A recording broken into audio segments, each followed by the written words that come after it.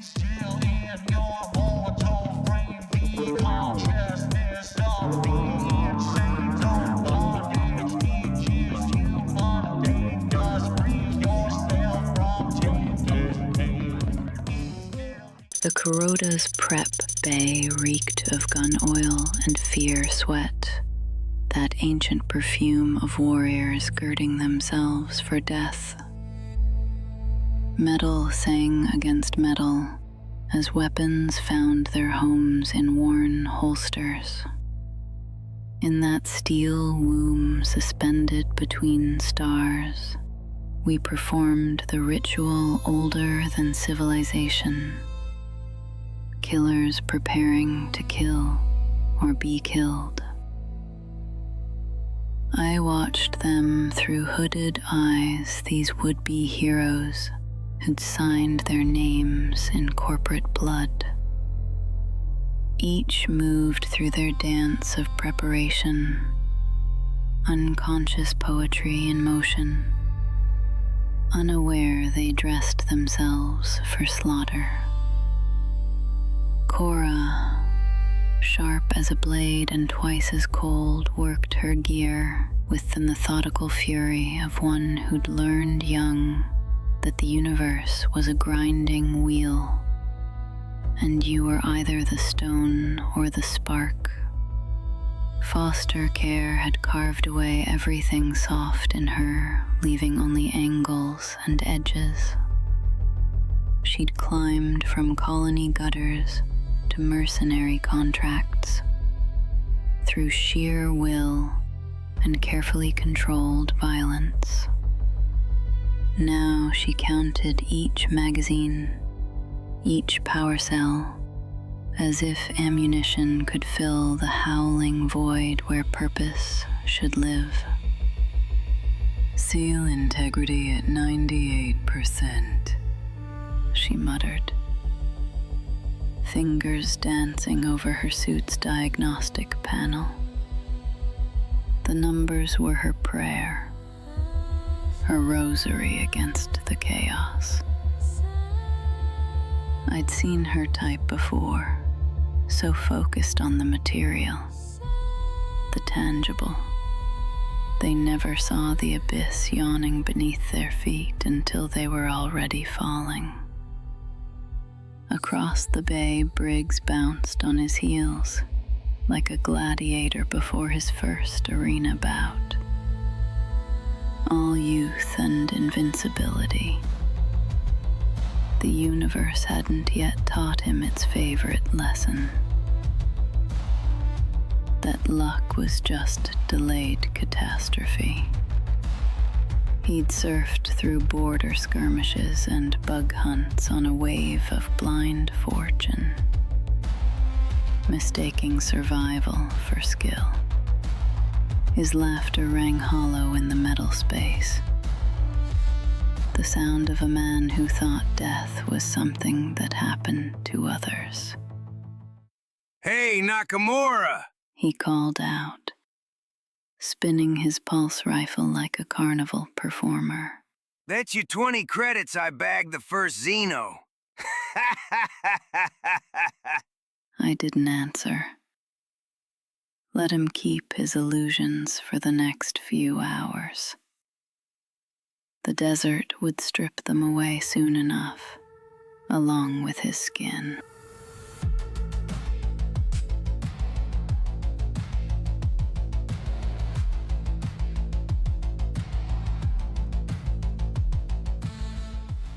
Tanaka stood apart, a samurai in corporate armor. His movements held the weight of ceremony, each buckle fastened with precision, each weapon blessed with attention. Old school Wayland Yutani, bred in the company vats and loyal as a dog. He knew what the company was, what it did, what it would do to him. But he wore that knowledge like his ancestors wore seppuku scars, with pride. To serve was his purpose, even unto death, especially unto death. His scarred hands, souvenirs from a dozen company betrayals, never trembled as he loaded his rifle. I recognized the type, men who'd rather die for a terrible cause than live without one. Dr. Chen hummed tunelessly while she prepped her specimen containers, each one labeled with loving care. Another company viper, though she hid her fangs behind scholarly enthusiasm. She moved with the careful grace of one who'd survived too many purges to be truly expendable. Useful enough to keep, dangerous enough to watch, smart enough to know her survival balanced on a knife's edge. The hybrid specimens could revolutionize our understanding of xenomorph adaptation. She mused to her recorder, as if speaking of flowers rather than nightmares. The predator genome might provide the key to controlling xenomorph aggression patterns. Control, always about control with these company intellectuals. They dissected horror and called it science, and Marcus, our synthetic shepherd, leading sheep to slaughter. He stood at the bay's viewport, watching Orion 7 grow larger, his perfect face reflecting nothing. No preparation for him, no nervous rituals, just patient observation, like a spider certain of its web. The company's appointed reaper, wearing human form, but dreaming in profit margins and acceptable losses. He turned, catching my gaze, and smiled. We understood each other perfectly in that moment. He, the company's will made manifest. Me, the ghost in their machine. I finished securing my grandfather's blade, its weight familiar as my own heartbeat. Around me, the others completed their preparations, each locked in their private delusions. They thought they were hunters. They thought they understood the game. But I knew the truth that burned in my augmented nerves, sang in my scarred soul. I wasn't here for salvage or science or company glory. I was here to ensure that whatever crawled out of Wayland Yutani's fevered dreams died screaming in the sand. The company had taken everything from me at Hadley's Hope. Today, I'd start taking it back. One dead specimen at a time. 5 minutes to drop. Marcus announced, his voice smooth as synthetic oil. I smiled, tasting ashes and vengeance. Let them all play their parts. When the dying started, they'd learn what I'd known since I was 14. In the end, there are only two kinds of people in the universe: the quick and the dead. And I'd gotten very, very quick.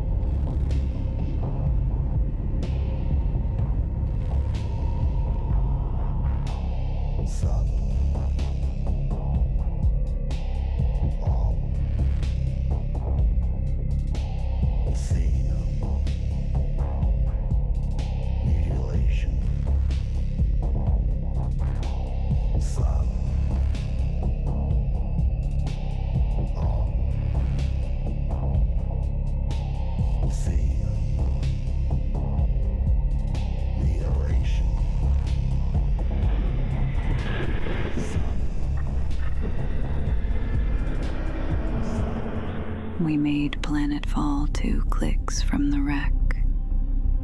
The cargo bay doors groaned open, and the heat hit like a physical thing, dry and merciless. My cybernetic armor's environmental systems compensated instantly, cooling vents hissing as they adapted to the twin sun furnace. 5 of us descended the ramp, Tanaka taking point with military precision, Cora checking her gear one last time, Briggs practically bouncing with misplaced enthusiasm.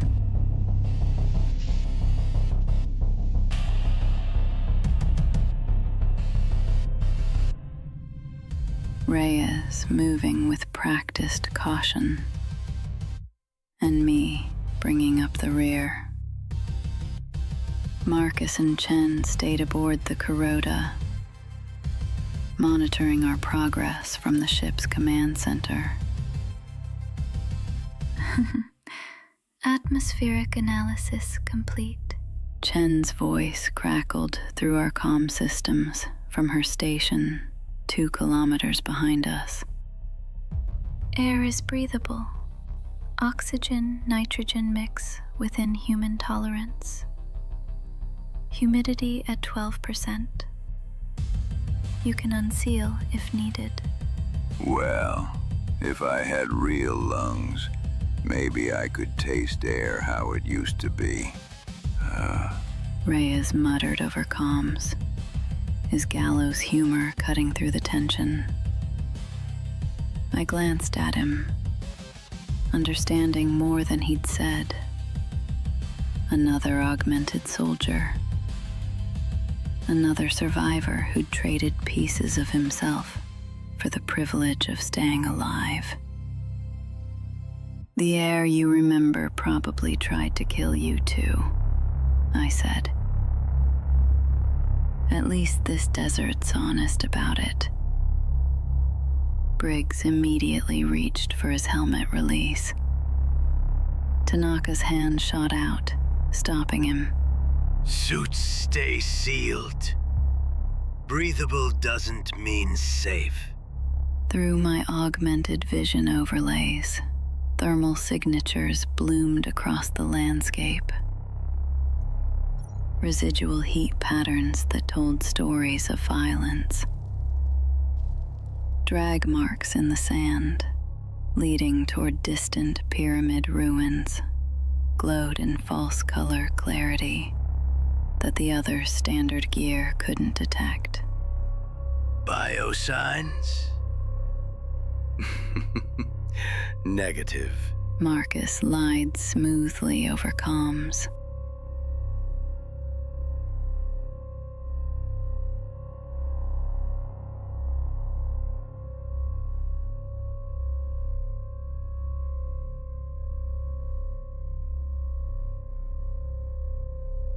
Watching through the drone's aerial feed. Ship appears to have been dormant since impact. My neural mesh tingled with warning.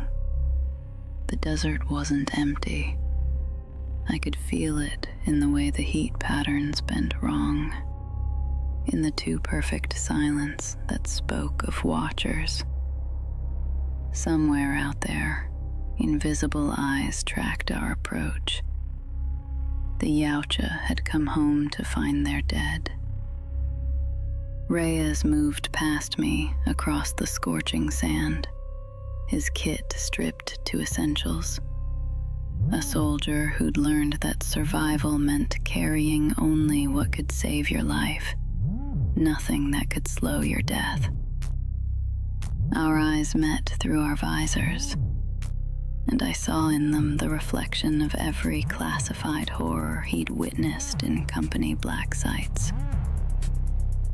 Other eyes are watching, I said quietly over private comm, my voice encrypted between us. Something shifted in his weathered face. Not surprise, but recognition. The kind that came from sensing sniper scopes in distant hills, from feeling crosshairs trace your spine across a dozen war zones. He'd survived corporate insurgencies, Titan rebellions, and 3 tours in the Outer Rim bug wars. A man like that developed instincts for invisible death. He knew what I meant. In this desert of ancient secrets, only one species watched from shadows with such patient malevolence. The Yautja, honor-bound killers who turned hunting into holy sacrament. Copy that. He murmured, his stance shifting. Looser now, ready. Not the rigid formation of a corporate cleanup, but the coiled readiness of a man who knew the mission had already gone sideways. He'd seen enough company operations to recognize the pattern. Missing data, too smooth briefings, and now invisible watchers. The algebra of catastrophe. As we formed up for the march to the Drakhan, I felt satisfied. When the masks fell and the dying started, Reyes would be ready. Another gun pointed at the real enemy. Another soldier who understood that in the company's wars, we were all expendable, but some of us refused to go quietly. The wreck loomed ahead, metal bones jutting from crimson sand. I wondered if the watching predator saw us as prey, witnesses, or something else entirely. Soon enough, we'd all find out.